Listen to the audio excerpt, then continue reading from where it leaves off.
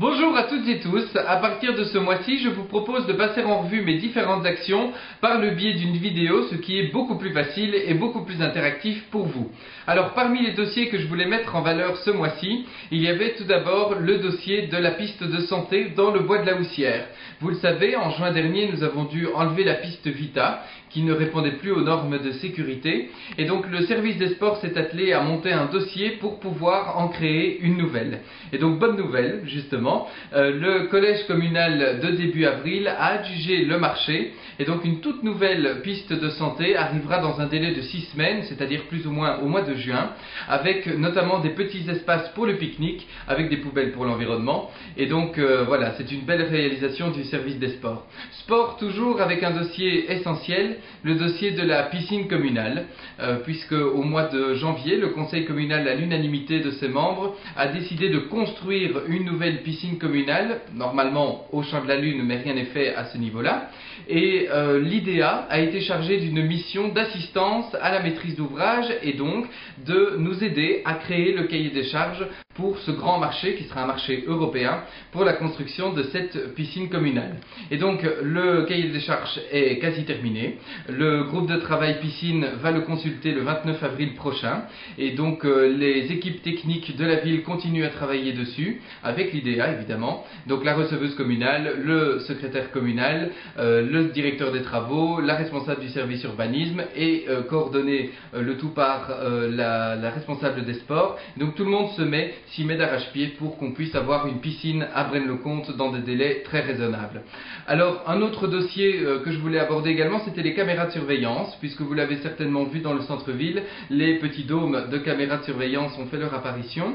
Ce 14 avril, le dispatching général a été inauguré, et donc voilà, ça c'est un grand dossier que nous avons mené ensemble avec la zone de police et le député bourgmestre qui a en charge la sécurité.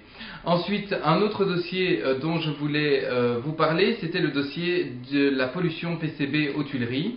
Et donc là, une plateforme s'est réunie. Nous avons voulu créer une plateforme réunissant tous les acteurs qui, de près ou de loin, ont affaire avec cette pollution, ou du moins pour essayer d'éradiquer cette pollution, pour que ça n'arrive plus. Et donc nous avons demandé aux riverains d'être présents dans cette plateforme. Donc le comité Anciennes Tuileries est présent, ainsi que la région wallonne. Donc le ministre Ludgen a été invité, mais il a délégué son administration par la police de l'environnement, les co-conseillers de la ville de Braine-le-Comte, les pêcheurs de Tubize, toutes les forces vives et actives dans ce dossier ont été réunies et des pistes de solutions commencent à sortir, puisqu'effectivement il faut que juridiquement on ait de quoi malheureusement faire pour que cette pollution n'arrive plus jamais et qu'on puisse ensuite dépolluer tout le Warichet et ensuite les étangs de Kirk. Alors, après ce dossier difficile, je voulais terminer par un dossier plus heureux, qui est le dossier touristique, puisqu'un tout nouveau guide touristique vient d'arriver pour Braine-le-Comte. Donc l'Office du tourisme vous le donne maintenant, gratuitement en plus.